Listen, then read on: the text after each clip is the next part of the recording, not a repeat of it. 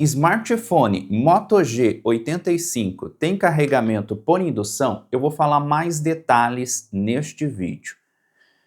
Aqui está a base, eu vou colocar o smartphone e vamos ver se ele vai carregar.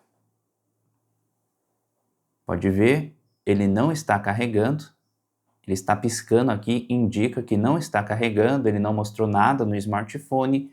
E, infelizmente, esse smartphone da Motorola não tem carregamento por indução. Eu já testei alguns modelos da marca que conta com esta opção, mas o modelo Moto G85 não tem carregamento por indução.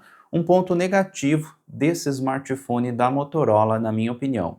Eu achei bom o material da tela, achei bonito o design deste modelo, mas ele não tem carregamento por indução. Espero que esse vídeo tenha te ajudado, deixe seu like, inscreva-se e veja outras dicas deste modelo.